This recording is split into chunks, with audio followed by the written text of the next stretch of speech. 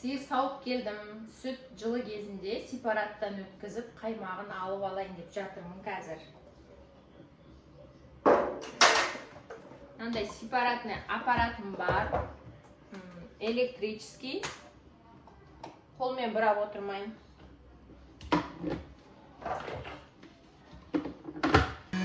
Біраз айналып қызу керек.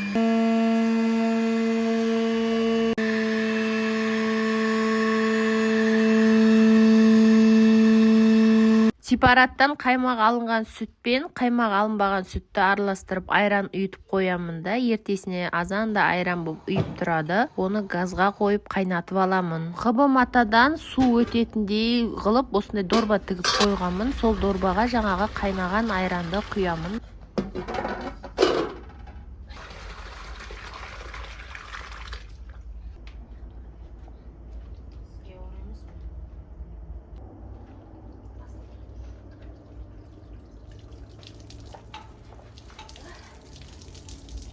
Құйып қойдық.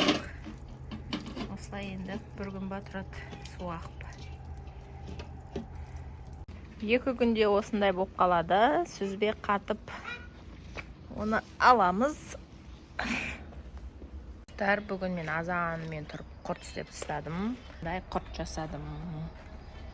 Енді жайып шығуым керек. Ауылда күн уже ыстық болып тұр. Сағат енді 8 болып жатыр. Күн жанып тұр. Мен құртты осыған жаямын. Осы да жақсы кебече. Анандай сеткам бар, тоғын ұзын.